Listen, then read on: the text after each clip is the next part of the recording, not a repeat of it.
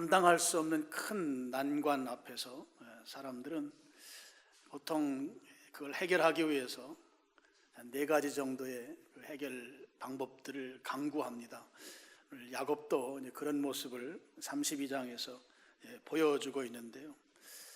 야곱은 원래 그 형님에게 돌아가야 할 그 축복권을 본인이 탈취한, 물론 탈취했다고 하는 데는 여러 가지 다른 이야기도 할 수 있겠습니다만, 결과적으로 탈취한 그 야곱이 그 형님의 그 복수심, 더 이상 세상에 살려두면 안 된다고 하는 그런 그 형 에서가 가졌던 그 복수심이 지금 20년이 지난 이후에도 야곱에게 있어서는 가장 큰 문제거리로 등장해 있는 그런 상황 가운데 32장이 있습니다. 이 문제를 해결하기 위해서 야곱이 취한 태도가 말씀드린 대로 4가지 정도의 그 해결 방법을 이제 성경에 보여주고 있습니다. 이제 그 중에 32장 3절부터 6절까지가 한 가지 방법을 소개해주고 있는데요. 그 중에 5절 말씀을 보시면 내게 소와 나귀와 양떼와 노비가 있으므로 사람을 보내어 내 주께 알리고 내 주께 은혜 받기를 원하나이다. 지금 내 주께라고 한 표현은 형 에서를 말하는 것입니다. 지금 동생 야곱이 20년 동안 객지 생활하면서 그야말로 많은 축복을 받았습니다. 축복받은 내용을 사람을 보내서 에서에게 바로 그 형님으로부터 탈취하긴 했지만 그 축복의 결과를 내가 많이 가지고 있습니다 하는 것을 보고하는 것이죠. 이 보고는 무엇을 의미하는가 하면 이 문제를 해결하기 위해서 그 형님과 타협을 시도하는 그런 장면으로 볼 수 있겠습니다. 이런 것입니다. 내가 형님 속인 건 미안하지만 그래도 이만큼 성공해서 돌아옵니다. 그러니까 저를 좀 받아주시면 좋겠습니다. 내가 이렇게 많은 부유를 가지고 지금 돌아오니 지금 내가 가까이 있으면 형님에게 큰 도움이 될 것입니다. 받아주면 형님 손해될 거 하나도 없으니까 나를 좀 받아주면 좋겠습니다. 뭐 그런 정도의 표현이라고 볼 수 있겠습니다. 어떤 문제가 있는데 이 문제에 대해서 적당히 타협해서 그 문제를 이제 추스려 나가려고 하는 그런 시도인 것이죠. 근데 이 시도가 먹혀들지 않는 것을 볼 수 있습니다. 6절입니다. 32장 6절에 보면 사자들이 야곱에게 돌아와 이르되 우리의 주인의 형 에서에게 이른즉 그가 400명을 거느리고 주인을 만나려고 오더이다. 400명의 군사를 데리고 야곱 죽이려고 오고 있습니다.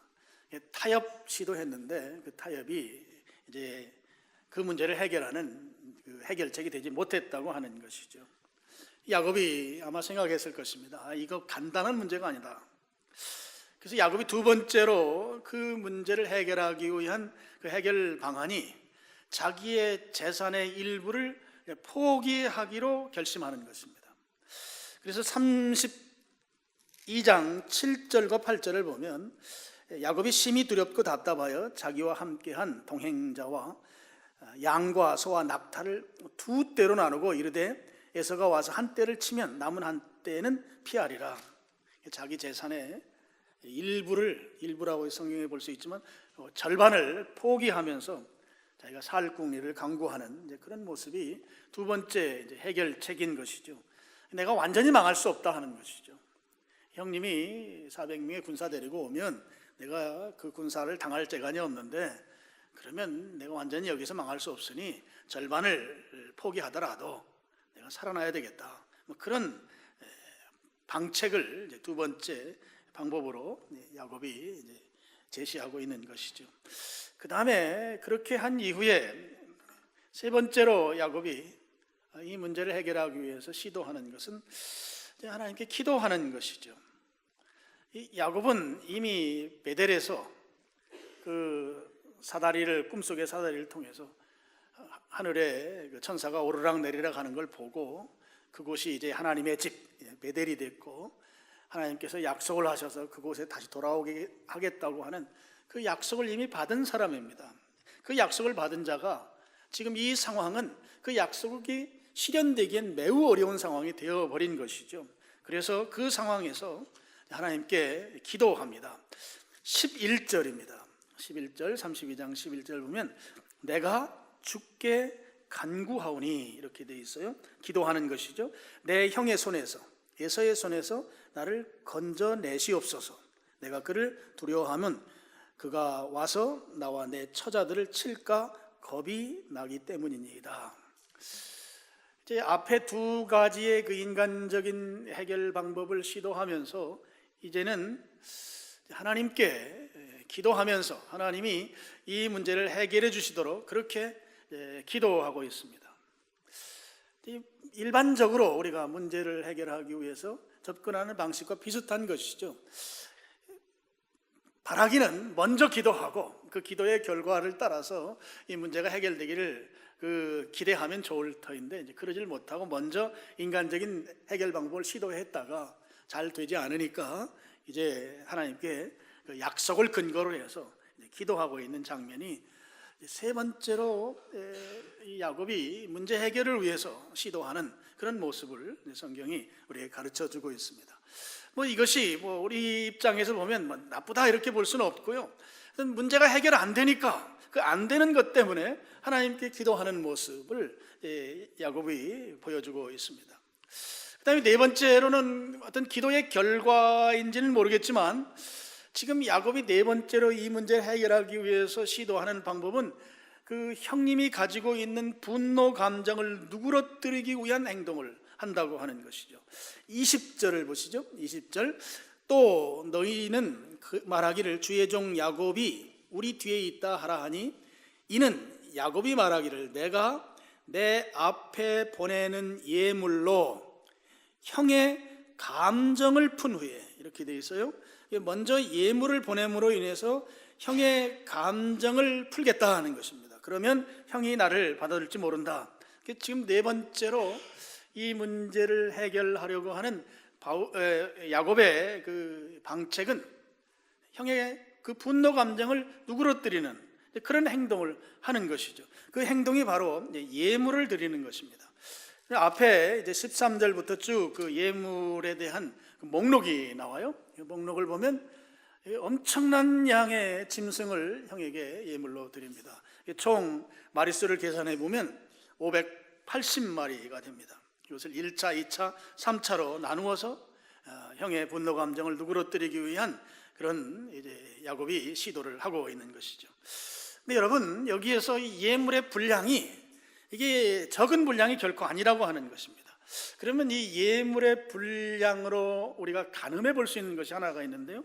그건 무엇인가 하면 이것은 예물이라기보다는 지금 20년 전에 형님으로부터 장자의 명분을 탈취했던 그 이전으로 돌려놓고자 하는 야곱의 시도입니다. 지금 형님이 이 분노 감정 또는 동생을 죽이려고 하는 그 아주 극도의 그 분노 감정을 누그러뜨리기 위해서는 그 장자권을 탈취하기 전으로 돌아가야 된다는 것이죠. 그럼 전으로 돌아가려고 하면 그 부요를 획득한 부요를 형님에게 드림으로 인해서 이 장자권이 실질적으로는 형님에게 돌아갔다고 하는 이제 그런 이제 행동으로 우리가 볼 수 있겠습니다. 그렇게 했을 때 형님이 동생으로부터 이 많은 예물을 받음으로 장자권 빼앗기기 이전에 그 감정, 형제간의 감정으로 되돌릴 수 있다고 하는 이제 그런 판단을 하고 야곱이 지금 예물이라고 표현하면서 엄청난 분량의 이 짐승들을 형에게 이제 주고 있는 것이죠. 야곱이 스스로는 도저히 해결할 수 없는 아주 어마어마한 그 문제 앞에서 그 문제를 해결하기 위해서 큰 덩어리로 오는 네 가지의 해결책을 이제 시도하고 있는 것이죠. 첫 번째는 내가 지금 괜찮게 살만해졌으니까 형님 가까이에 있으면 형님도 큰 도움이 될 것입니다 하면서 일종의 거래를 시도한 거예요. 타협한 것이죠. 적당히 넘어가기 위한 방법입니다. 형님도 좋고 나도 좋으니까 그냥 덮어두고 그냥 갑시다 이런 식인 것이죠. 근데 그걸 형님이 안 받아들였단 말이죠. 그랬을 때 이 야곱은 굉장히 심각하구나 이렇게 생각한 거예요. 그래서 두 번째로 그러면 내가 지금 많은 재산을 축적했지만 그 일부를 포기하고서라도 내가 살아야 되겠다고 하는 그런 두 번째 그의 결심, 대책이 이제 나오죠. 그렇게 한 이후에 지금 그런 부분들도 대책이 없음을 이제 야곱이 인지하고 하나님께 기도하는 것입니다. 하나님 약속해 주셨지 않습니까? 과거에 집을 떠날 때 베델에서 내가 다시 돌아오게 하고 자녀들을 별과 같이 많이 생산하게 해주시겠다고 한 그 약속이 있지 않습니까? 그 약속을 빌어서 제가 기도합니다 하면서 그 기도하는 내용이 이제 문제 해결의 세 번째 시도였습니다. 근데 그렇게 하면서 이제 저는 이 기도의 결과일 것으로도 예측이 되지만 어쨌든 그가 많은 분량의 예물을 형에게 드리면서 그 형이 가지고 있는 동생에 대한 이 분노 감정을 해소하기 위해서 그 형으로부터 장자권을 탈취했던 그 이전 감정으로 되돌려 놓으려고 하는 시도를 네 번째 해결책으로 지금 야곱이 시도하고 있다. 이렇게 네 가지의 그 해결 방법. 아마 우리들도 어떤 이런 문제가 생기면 이와 비슷한 그런 행동들 또는 그 방법들을 추구할 것입니다. 보통 문제가 생기면 되게 이런 네 가지 정도의 방법들을 우리 그리스도인들은 되게 그 해결하기 위해서 시도할 것이에요. 적당히 넘어가기, 안 되면 일부라도 떼어주기, 그러면서 나는 살아나야겠다. 그리고 기도하는 것, 그리고 예전으로 다시 돌리기 위해서 시도하는 것, 이런 것인 거죠. 문제를 해결하기 위해서 이 야곱으로서는 자기가 쓸 수 있는 방법은 다 썼다고 볼 수 있겠어요. 이제 하나가 남은 것입니다. 형을 만나는 것이죠. 형이 어떻게 나오느냐 하는 게 이제 야곱에게 있어서는 이제 관건인 상황입니다. 그래서 이제 형을 만나기 위해서 야곱이 드디어 약복강을 건너는 장면이 이제 나옵니다. 22절 보시죠. 밤에 일어나 두 아내와 두 여종과 11아들을 인도하여 약복 나루를 건널세. 23절 그들을 인도하여 시내를 건너가게 하며 그의 소유도 건너가게 하고, 이제 형 에서를 만나기 위해서 가족들과 그의 소유를 다 약복강을 이제 건너는 장면이 나오는 것이죠. 이제 마지막 남은 하나는 형과 직접 얼굴과 얼굴을 대하고 형을 만나는 그 하나가 남아있는 상태에서 이제 가족들을 다 건너보내고 또 소유도 다 건너가게 하고, 24절은 이렇게 시작합니다. 야곱이 홀로 남았더니, 야곱이 혼자서 그 강가에 남은 것이죠. 약복 강가에 홀로 야곱이 남아서 이제 그가 하는 일은 하나님께 기도하는 일을 시작합니다. 성경에 보면 씨름했다고 나와요. 그래서 우리가 통칭 이걸 씨름기도 이렇게 말합니다. 이 기도는 11절에 나오는 내가 주께 간구하오니 라고 하는 이 기도와는 차원이 다른 기도입니다. 이 씨름기도라고 하는 그 내용을 보면 아주 끈질기게 매달리는 기도를 하고 있는 것이죠. 그래서 11절에 나오는 그 기도는 간구하는 것이죠. 나에게 이렇게 좀 해주십시오. 간구 기도라면 24절 또 26절을 보면 여기에 나오는 기도는 씨름 기도인데, 이걸 이제 우리가 보통 사용하는 표현으로 하나님의 얼굴을 구하는 기도라고 볼 수 있습니다. 지금 전혀 다른 차원의 기도를 하기 위해서 야곱은 홀로 있는 것이죠. 홀로 있으면서 지금 그가 무슨 기도 제목으로 기도했는가를 알려주는 구절이 26절입니다. 그가 이르되 날이 세려하니 나로 가게 하라. 야곱이 이르되 당신이 내게 축복하지 아니하면 가게 하지 아니하겠나이다. 이렇게 되어 있어요. 지금 야곱이 기도하는 기도 제목은 나를 축복해 주시옵소서, 이런 기도를 지금 하고 있는 거예요. 그의 기도 제목은 축복을 구하는 기도인 것이죠. 이제 좀 이상하잖아요. 얼굴을 구하는 기도인데 축복, 이 축복이라는 용어가 히브리 말로 바라크라고 하는 용어예요. 이 용어가, 이 단어가 굉장히 큰 의미를 담고 있어요. 두 가지 의미가 있는데요. 하나는 무릎을 꿇는다는 의미가 있어요. 이 무릎을 꿇는다는 의미는 어떤 의미인가 하면 하나님께 예배한다, 하나님께 기도한다, 하나님을 찬양한다, 하나님을 경배한다는 의미예요. 축복해 주시지 아니하시면 할 때 이 바라크라고 하는 히브리 말은 무릎 꿇는다는 거죠. 하나님을 예배합니다, 경배합니다, 기도합니다, 찬양합니다. 같은 맥락입니다. 예배라고 하는 한 덩어리로 볼 수 있는 것이죠. 또 한 가지는 그 예배하는 자에게 하나님이 주시는 축복을 의미해요. 두 가지 의미예요. 하나는 무릎 꿇는다는 의미와 하나는 하나님이 복을 주신다는 의미예요. 그럼 이 둘을 결합시키면 무슨 의미가 나오는가 하면 하나님과 나와의 바른 관계를 유지하라는 의미예요. 하나님과 나와의 바른 관계를 지탱해 가라고 하는 의미를 담고 있어요. 하나님과 나와의 바른 관계. 그래서 24절과 26절에 나오는 이 하나님을 바라는 기도는 하나님의 얼굴을 구하는 기도라고 이렇게 용어를 바꿨어도 이게 무방한 것이에요. 하나님께 내가 바른 관계를 갖기 위해서 지금 야곱이 씨름하는 기도를 하고 있다고 하는 것입니다.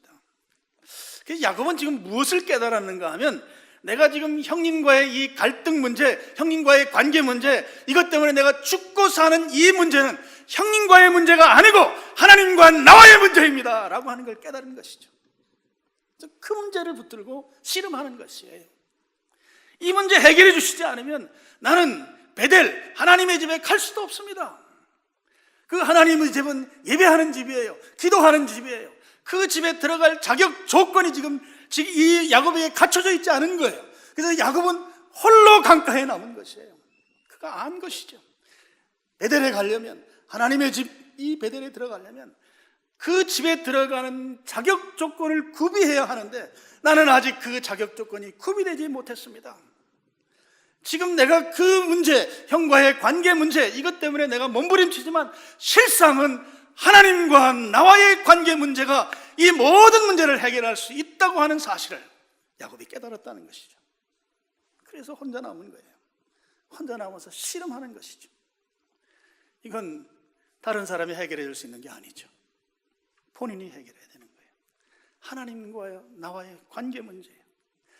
내가 하나님을 예배하고 하나님을 찬양하고 하나님을 경배하기에 합당한 존재가 되도록 하나님과 나와 바른 관계를 형성해내는 문제는 내가 씨름하면서 구해야 되는 문제다 하는 거예요. 형과의 관련된 문제뿐만 아니라 우리 인생의 모든 문제를 해결하는 근원은 바로 하나님과 나와의 관계 문제에서부터 시작된다. 그가 그래서 치열하게 기도한 거예요. 몸이 상할 정도로 기도한 것이죠. 다리를 절었다고 표현하잖아요. 그는 그만큼 이 문제가 자기의 모든 문제를 해결할 수 있다고 하는 사실을 비로소 그가 깨달은 것이에요. 하나님과 나와의 이 문제가 해결될 때에만 다른 문제들이 해결된다고 하는 거예요. 그래서 치열하게 그 문제를 해결하기 위해서 몸이 상할 정도로 주님 앞에 간구하며 부르짖으며 끈질기게 다가갔던 것이죠. 그래서 26절은 나에게 이 문제를 해결해 주시지 아니하면, 나를 축복해 주시지 아니하면 결코 나를 떠날 수 없습니다. 이게 바로 씨름 기도인 것이죠. 그렇게 기도했을 때 이 야곱이 그래서 이제 응답을 받게 되는 것입니다. 29절을 같이 한번 읽어보겠습니다. 시작.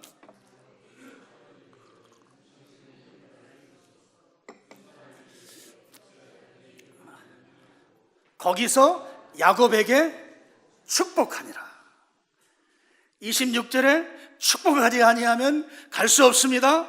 이제 29절에 거기서 야곱에게 축복하니라. 이 문제를 비로소 해결받은 거예요. 그래서 30절에 보면 그러므로 야곱이 그곳 이름을 브니엘이라 하였으니 그가 이르기를 내가 하나님과 대면하여 보았으나 내 생명이 보존되었다. 얼굴을 구한 기도가 응답된 거예요. 하나님의 얼굴을 본 거예요. 비로소 지금까지 그가 안고 고민하고 온갖 인간적인 계획을 세우고 그 해결책을 강구했던 모든 것의 근원적 문제 해결 방법은 하나님과 나와의 바른 관계에 있다 하는 것을 깨닫고 그 문제를 집요하게 기도했을 때 하나님께서 거기에 응답을 하시고 비로소 그에게 얼굴을 보여주셨던 것이죠. 그리고 이제 우리가 아는 대로 33장에 가면 이제 형님 에서와 극적인 화해의 장면이 나옵니다. 우리의 모든 문제의 해결의 열쇠는 하나님과의 친밀한 관계에 있어요. 하나님과 나와의 친밀한 관계. 그리고 이 친밀함을 갈수록 더 증진시켜 나가는 것. 이것이 문제 해결의 핵심 열쇠이다 하는 거예요. 그래서 우리가 그러니까 나타나는 현상에 집중하기보다는 내가 지금 하나님과 얼마나 바른 관계 속에 있는가를 먼저 점검해야 하는 것이고, 그 관계를 더 증진시키기 위해서 몸부림치는 기도가 필요한 것이고, 그게 오늘 신자의 바른 태도라고 보는 것입니다. 제가 이제 올 한 해를 이렇게 지나면서 우리가 흔히 다사다난 이런 표현 쓰잖아요. 정말 저는 다사다난한 한 해를 보낸 것 같아요.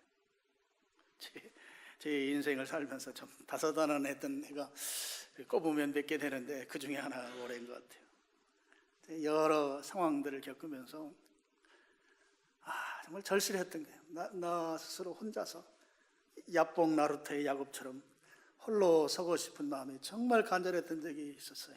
여러 번 있었어요. 정말 시간이 나질 않더라고요. 단 한 주간만이라도 다 내려놓고 그냥 산에 올라가서 주님과 1대1로 독대하고 싶은 그 간절함이 정말 많았어요. 근데 상황이 담임 목사라고 하는 이 직분이 그걸 쉽게 허락하지 않고, 특별히 올해는 증축하는데, 증축이 원래는 7월 말쯤 끝나는 걸로 계획됐었는데 계속 늦어져가지고 마무리 짓느라고, 마무리 지은 게 얼마 안 돼요. 결국 제가 자리를 비울 수도 없고, 또 우리 여러 가지 상황들이 그럴 수 없으면서 금년을 그냥 이렇게 또 보내게 됐어요. 제가 한 2달 전에 기독교 서점에 가서 새로 나온 책들을 쭉 보면서 어느 한 책을 서문을 좀 읽어본 적이 있어요. 이 책은 강남에 있는 상당히 큰 교회 목사님이 쓴 책이었어요. 그 내용 중에 이런 내용이 있었어요. 2014년 말에 교회의 핵심 직분자들이 많은 숫자가 교회를 떠났다는 거예요. 그런데 떠나면서 자기에 대해서 안 좋은 루머를 퍼뜨리고 떠났다는 거예요. 본인은 입술을 단속하기 위해서 굉장히 힘든 시간을 보냈다. 그리고 너무너무 상심이 돼서 자기 교회엔 그런 일이 있을 거라고 상상도 못했다는 거죠. 상심이 돼서 이제 목회를 이제 그만둘 결심까지 하고, 그렇게 하고 이제 상황들을 지켜보다가 마지막으로 그분이 붙드는 것이 기도하는 것이었다고 그래요. 그래서 40일 동안 특별 새벽 기도회를 했다. 그래서 제가 그 책을 사서 읽으면서 나도 저 목사님처럼 그렇게 해야 되겠다. 그렇게 생각한 게 한 2달 전쯤 돼요. 그래서 나 혼자라도 40일 동안 새벽을 깨워서 기도해야 되겠다 하다가 한 달 전쯤에, 한 달이 채 안 되네요, 서점에 갔는데 그분이 그 다음 책을 또 한 권 냈어요. 그래서 그 책을 또 사서 읽다가 나 혼자만 하지 말고 함께하는 성도들과 같이 40일 특별 새벽 기도하자. 그래서 이제 마음을 이제 그렇게 굳히고 새해 송구 영신 예배부터 시작해서 2월 9일까지 40일 동안 무휴 쉬지 않고 집중해서 새벽 기도회를 좀 하려고 합니다. 그래서 기왕이면 성도들도 함께 참여해서 좀 했으면 좋겠다. 그래서 제가 오늘 이 설교를 지금 하고 있는 것이에요. 기도는 야곱이 32장에 2번 기도해요. 한 번은 11절의 기도. 간구하는 것이죠. 이 문제 해결해 달라고. 그 기도 필요해요. 근데 24절에 가서 또 다른 기도를 해요. 이 기도는 씨름하는 기도예요. 주님이 나를 복 주시지 않으면 결코 떠날 수 없습니다. 아주 몸부림을 치는 기도를 하는 것이죠. 그래서 이 우리의 기도가 11절 간구하는 기도의 단계를 넘어서서 24절 씨름하는 기도의 단계로 나가야 된다는 거죠. 그래서 이제 40일 동안 이제 특별히 특별자를 제가 안 붙이고 그냥 집중 기도에 이랬어요. 주제는 응답하시는 하나님. 1층에 배너 광고 해놨어요. 그리고 설교 내용은 전부 다 기도와 관련된 내용만 설교를 하려고 그래요. 주일도 쉬지 않고 그냥 제가 다 설교를 할 겁니다. 그래서 40일 동안 기도회를 이 설교만 듣는 시간이 되면 안 되고 기도하는 시간이 돼야 돼요. 그래서 여러분, 저도 마찬가지지만 기도해야 하나님이 일하십니다. 응답이라고 하는 것은 내가 무언가 말해야 오는 답이잖아요. 그게 응답이잖아요. 내가 기도해야 된다고 하는 전제가 깔려 있는 거예요. 근데 하나님께 기도해야 되는 거예요. 사람들에게 말하는 게 아니라 하나님께 기도하면 하나님이 응답하시는 것이죠. 그래서 우리가 가지고 있는 이 문제들이 있어요. 그냥 계속 나를 힘들게 하는, 좀 떨어질 만한데 떨어지지 아니하는 그 문제, 고질적인 것들이죠. 이런 문제는 그냥 적당히 넘어갈 수 없는, 타협으로 되지도 아니하는 이런 문제들이 우리에게 있습니다. 누구나 다 있어요. 그럼 이 문제를 어떻게 해결할 것인가? 하나님이 해결해 주셔야 한다는 것이에요. 하나님은 해결할 수 있으십니다. 그럼 하나님이 해결하시려면 어떻게 해야 되는 거예요? 내가 기도해야 되는 것이죠. 기도해요. 그래서 기도가 필요한 것입니다. 근데 그 기도의 중심에 어떤 기도가 있어야 되는가 하면 하나님과 나와의 관계가 돈독해지기 위한 기도가 있어야 된다는 거예요. 하나님과의 나와의 관계를 먼저 우선시하고 이 문제를 해결하지 아니하면 세상에 우리 얽히고 설킨 이런 문제들은 해결되지 않는다 하는 것이죠. 이게 바로 오늘 야곱이 우리에게 가르쳐주는 교훈이에요. 그래서 여러분, 답답한 상황들, 우리의 상황이에요. 요즘 여러분 신문을 보면 정말 답답한 상황이 점점 더 답답해질 것 같은 내용들로만 돼 있더라고요. 요즘에 최근에 나오는 거. 그럼 이런 상황들 속에서 우리 헤어나와야 되잖아요. 나오려고 하면 하나님의 응답을 통해서 가능한 것이죠. 그래서 우리가 기도해야 된다 하는 것입니다. 하나님 그걸 원하시는 것이에요. 우리가 하나님과 바른 관계를 위해서 야곱처럼 막 씨름하면서 끈질기게 주님 앞에 부르짖고 주님이 나에게 그 관계를 회복시켜 주시지 않으면 나는 살 수가 없는 존재입니다. 그러면서 간절하게 주님을 붙들고 어떻게 보면 목숨을 걸고 그렇게 주님 앞에 부르짖으면서 나가야 된다 하는 것입니다.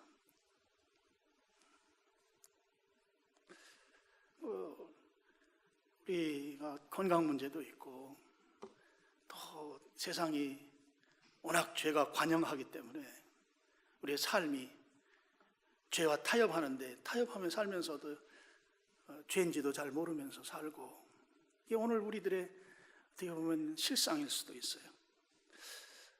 근데 속에는 편하지가 않죠. 속은 답답한 거예요. 살긴 사는데 이게 마음에 평안이 있고 기쁨이 있어야 되는데 그러질 못하단 말이죠. 그럼 이 문제를 어떻게 해결할 것인가? 저는 하나님과 나와의 바른 관계 속에서 비로소 해결될 수도 있다고 믿습니다. 그럼 하나님과 나와의 바른 관계를 위해서 해야 할 일은 오늘 야곱처럼 끈질긴 기도가 필요하다는 것입니다. 끈질긴 기도가 해결책입니다.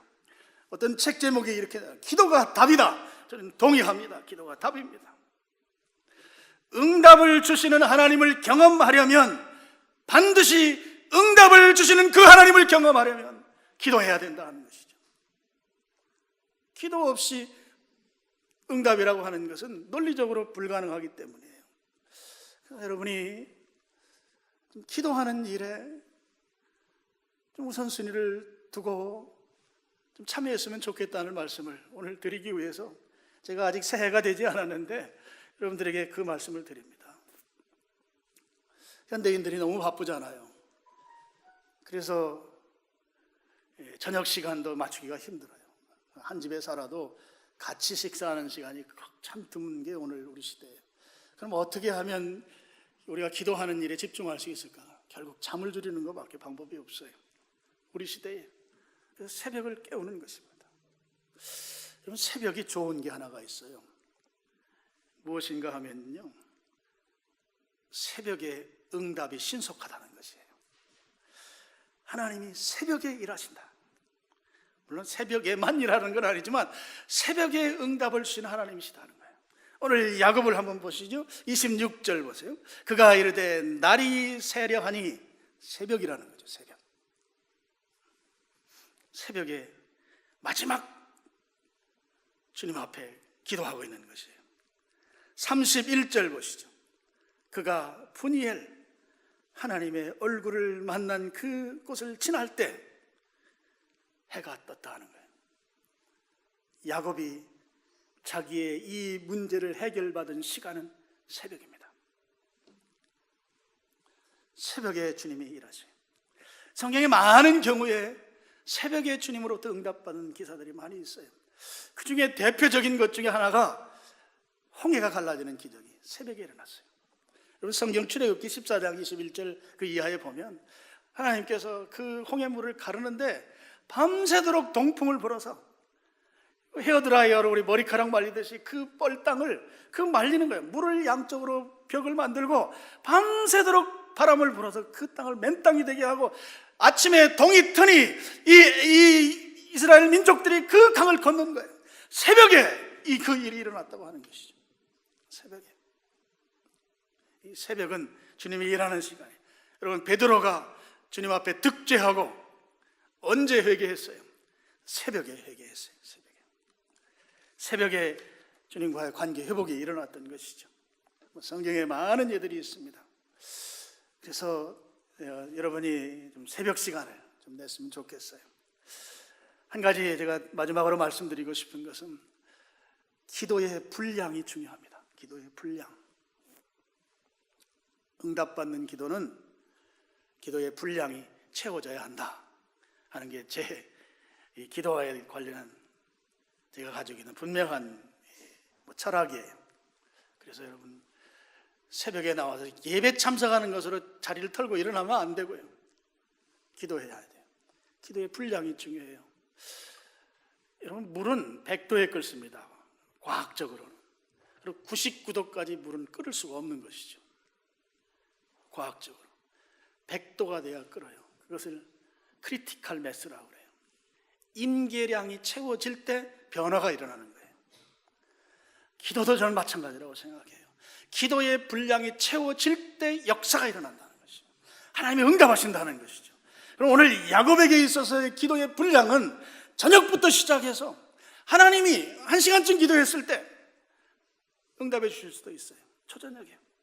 아니면 한 정오가 아니고 자정쯤 하나님이 그에게 기도를 응답해 줄 수 있어요. 지금 저녁부터 시작해서 지금 씨름하는 기도를 하는데 몸이 상할 정도로 기도를 하고 있는데, 그 상할 정도로 주님 앞에 부르짖으며 간절히 매달리고 있는 이 야곱에게 하나님이 긍휼히 여기시사 1시간, 그래 됐다, 1시간이면 되지 하고 응답을 줄 수 있어요. 그런데 야곱에게 있어서 그의 인계치는 새벽까지예요. 그래서 밤새도록 그는 잠을 한숨 잘 수 없었고 그 시간을 끝까지 그가 기도했던 것이죠. 그래서 그에게 있어서의 기도의 분량은 저녁부터 새벽까지예요. 응답을 주시는데 기도의 분량을 채워야 된다 하는 것입니다. 한두 번 세게 기도하고 하루 이틀 금식하고 하나님 내 기도 응답 안 한다 하고 털고 일어나면 안 된다는 것이죠. 그래서 저는 이 기도에 마디가 필요하다고 생각해요. 마디란 기간을 말합니다. 그래서 이번에 40일 제가 주일도 없이 제가 모든 대외 활동은 다 스톱이에요. 40일 동안 이것만 할 거예요.